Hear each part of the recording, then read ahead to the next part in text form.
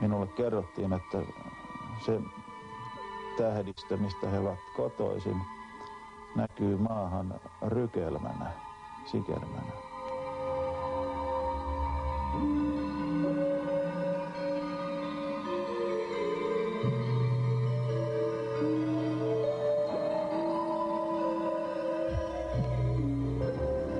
There's been a major wave of UFO sightings in recent years in the former Soviet Union, including the Baltic republics. Thanks to the new openness in those countries, UFO research has become very active and international. Several big UFO conferences have been held involving hundreds of scientists. In 1989, news of the landing of a reddish, ball-shaped UFO in a park in the town of Voronezh spread around the world. Out of the craft came creatures 3 meters tall. On seeing them, one eyewitness suffered a stroke and another was temporarily blinded. At about the same time, there were several more sightings of UFOs and humanoids in Voronezh. The eyewitnesses included many children. Recently in Voronezh, some weeks ago, there were some sightings, UFO sightings and UFO landings also. And I'd like to stress especially that not only schoolboys, not only children were observing these strange landing and sightings and humanoid, human-like beings emerging from the landed spacecraft. There was a great number of reliable witnesses among adults also. It seems to me that now there is some kind of wave of UFO sightings over the Soviet Union, and to my estimation, this number is increasing. Abductions of people by UFOs has been a talking point in the United States for years. Among the first well-researched cases of abduction was that of fishermen Charles Hickson and Calvin Parker in October 1973. As darkness fell, an object 30 meters long landed close to the two men. Remarkable creatures emerged from the UFO. They were about 1.5 meters in height, hairless, with pincer-like hands. The men were scared out of their wits. Hickson started to beat the water with his fishing rod. Parker fainted in his arms. They were anesthetized and carried into the craft. When they reported the incident to the police, they were still close to hysterical. A conversation between the two men, secretly recorded at the police station, indicated that they really believed they had experienced a UFO kidnapping. An abduction at Cergy-Pontoise near Paris in France in 1979 aroused widespread attention in France. In the early hours of the morning, 3 young men saw balls of light, and one of them, Franck Fontaine, mysteriously disappeared. Fontaine reappeared a week later. The police investigated the incident thoroughly, but could find no logical explanation for what had happened. Hypnosis revealed that the men had been in contact with a humanoid named Haurio, who warned them of a threat of world destruction. American Bud Hopkins has recently investigated hundreds of abduction cases. Because of the loss of memory often associated with such cases, Hopkins uses hypnosis on the people involved.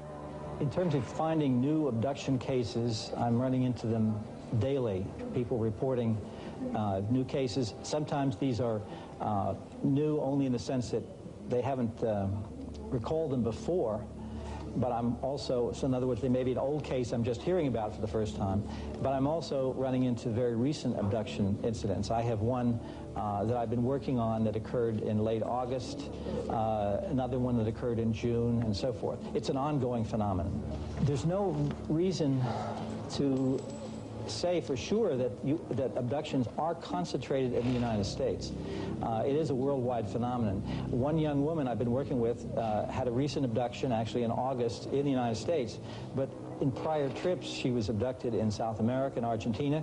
She's been abducted in Spain, and she's been abducted in various parts of the United States.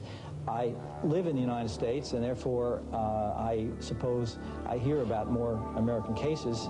And since my books are widely distributed in the United States, I'm hearing from more people. But I would guess if I were to go to Finland or any other place, and we were able to set up some way in which people could report their possible suspected abductions in a way that they would feel was supportive and trusting and so forth, that we would find huge numbers there too. I think this is a worldwide phenomenon. A growing number of abduction cases have come to light in Finland too. One case concerns Aino Ivanov. Because of her loss of memory, she was hypnotized. It appeared that her car had risen into the air in a cloud. Like many other contact people, Aino Ivanov is parapsychic. Tulossa Siivikon ja Puhoksen kouluilta autolla puolen yön jälkeen olin näillä kouluilla tuntiopettajana. Ja kun auto ylitti tämän Iijoen sillan, silloin näin edessäni Sumuseinämän. Ja kun auto sukelsi tänne Sumuseinämän sisälle, tapahtui jotakin merkillistä. Auto lähti nousemaan ylöspäin. Se kulki käsittääkseni huimalla nopeudella ja ensin oli aivan pimeä. Ja sen jälkeen oli tämmöinen niin kuin kirkkaan sininen kenttä, auto meni sen läpi ja sitten tuli taas pimeä ja mä näin niin kuin kirkkaita valopisteitä, jotka lähenivät ja loittonivat. Ja heräsin siitä, kun huomasin, että oli niin kuin vähän niin kuin hämärää ja auto laskeutui tälle oudolle kamaralle. Ja sitten mä aloin silmäilemään, että minkälaiseen paikkaan mä oon niin kuin joutunut. Auto oli jonkunlaisessa laaksossa, joka puolella oli vuoret ja mä vilkasin maata, se oli niin kuin punaista kiveä tai soraa ja huomasin, että se oli noin suurilla halkeamilla, jopa 5 sentin halkeamilla. Ja mä ajattelin mielessäni, että tässä paikassa ei ihminen voisi elää, että ainakaan tässä vettä saisi. Sitten mä huomasin, että sieltä vasemmalta puolen sieltä vuoren kylkeä alas tuli 2 henkilöä. Heillä oli suuri pää, eikä ollut hiuksia ollenkaan. Suuret silmät, jossa ei ollut niin pupilleja. Ja pieni nenä ja pieni suu, ei ollut huulia ollenkaan ja heidän ihon väri oli aika vaalea. Tämän ensimmäisen matkan aikana musta otettiin sitten näytteitä. Oikeasta käsivarresta otettiin niin kuin 5 näytepalaa noin puolen sentin välein. Ja niistä on todistus tuossa. To prove the reliability of cases of contact, one of the most investigated abductions concerned the experience of the Hill couple in 1961. On September the 19th, 1961, late in the evening, Betty and Barney Hill were traveling by car on the east coast of the United States when they saw a bright object in the sky. After that, the Hills lost consciousness. When they came to, the UFO was gone, and they had traveled nearly 50 kilometers south without being aware of it. Under separate hypnosis, the Hills both told how they'd been anesthetized and transferred to the UFO. Large-headed, large-eyed creatures had carried out medical tests on the couple, including taking a sperm sample from Barney Hill. One of the creatures had shown them a picture that gave the position of their home planet in relation to our universe. Phyllis Van Schlemmer is a contact whose space adventures are of the same type as Aino Ivanov's. I've had meetings with beings from other planets on UFOs twice. Both of them were completely different than the other. My first meeting was a UFO came down, it landed, I saw it, the door opened. For a moment I was very frightened and I said, no, this is an experience, I must go with it. So I boarded the craft, and as I entered I felt the presence of someone in back of me that I didn't see, and I entered into the inside of the craft, and there were 2 beings in the craft. They were well over 6 feet, formed exactly like a human, quite good looking, very, appeared to be males. They had a metallic type of costumes on, did not seem to have any openings or fastenings of any kind. Very large crystal blue eyes, if you can call eyes crystal blue. And several years before, in my office one day appeared a space being, and it was similar to this being that these three beings, or the two beings that I had seen that was on the ship. The trip was to the moon. They put this type of helmet on. It was like a plastic helmet or plexiglass, and it had a rim all around it. It was clear. It was a double plexiglass or plastic. It had little holes around, and when they put this helmet on me, it created an atmosphere around me that I could breathe, because I had told them, look, we're on the moon. I want to go out. You can't bring me here and then not take me out on the moon. So they put this device on me, and as I walked, it seemed that the surface kept it above ground, so it functioned in this manner. I don't know how it worked. But they opened the door, and one took one hand, and one took the other hand, and they took me outside, and I was so happy because they were holding me. I was floating, and they were holding me down.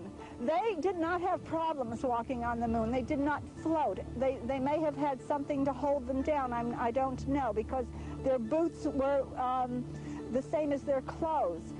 But I walked around for a while, and I wanted to walk, and they held me down so I could walk in the dust like this and kick it up and so forth.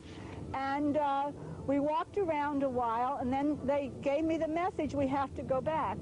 And they took me back in, took me off the took the device off me. I sat down and came back, and it was when I got off the ship and then went back into the house, it was 6:20 in the morning, and I had left at approximately 2 o'clock. I asked them how were they able to do this, because I think our astronauts took a couple of days to get there. And they said that we just did not understand, that we were not technically advanced enough to understand how to go this fast. In evaluating cases of contact, it has to be remembered that the experiences are often described either under hypnosis or as parapsychological phenomena. The Finnish doctor of medicine and parapsychologist Rauni-Leena Luukanen has experienced a UFO contact under hypnosis. Aiheutettiin niin sanottu ruumiista poistumisilmiö, jonka seurauksena hämmästyttävästi jouduin UFOn sisälle. Luonnollisesti ihmiset sanovat, että tämä on mielikuvitusta. Minulle se oli täyttä todellisuutta, ja minusta se oli erittäin mielenkiintoista olla UFOssa tutkittavana aivan kuin lääkärin vastaanotolla ja tavata olentoja, jonkalaisia en ole aikaisemmin nähnyt. Minä pystyin havaitsemaan 3-4 olentoa, jotka olivat pieniä, noin 80-senttisiä, enkä pystynyt edes sanomaan, olivatko he miehiä tai naisia. Voitteko kuvailla, miten tuo teidän väittämänne ruumiista irtaantuminen sitten tapahtui? Toisin sanoen, miten te kohtasitte nämä UFOt? Se on parapsykologinen ilmiö, jota on varsinkin USAssa tutkittu hyvin paljon. 8 miljoonaa ihmistä on kokenut ruumista poistumisilmiön siellä. Se on ilmiö, jota meidän psykiatriamme hyvin huonosti tänä päivänä tuntee. Mutta siinä ihminen tuntee, että hänen tajuntansa kohoaa hänen fyysisen ruumiinsa yläpuolelle, ja se tajuntana lähtee mihin tahansa. Minun tajuntani näytti lähtevän UFOon. No millä tavalla juuri parapsykologia ja UFOt sitten liittyvät toisiinsa? Parapsykologia on tiede, joka tutkii niin sanottuja yliluonnollisia ilmiöitä, ja monien ihmisten mielestä UFOt ovat yliluonnollisia. Parapsykologia tutkii muun muassa automaattikirjoitusta, se voi tutkia ruumista poistumisilmiöitä, ja nämä ynnä telepatia ovat muun muassa tapoja, joilla UFOihin voidaan olla kontaktissa.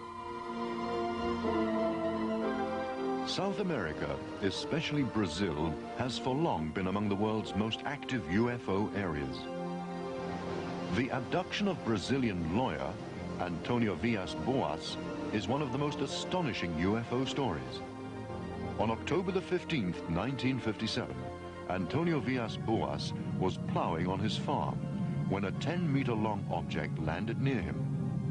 To his surprise, 4 helmeted creatures came out of the UFO. They grabbed him by the arms and took him into the craft. He was subjected to medical experiments, which climaxed when into the room stepped an almost human female creature. The creature undressed, and Antonio found her extremely beautiful. the woman invited Antonio to have sexual intercourse, the purpose of which was to cross a human with an alien being. Later, the extraterrestrial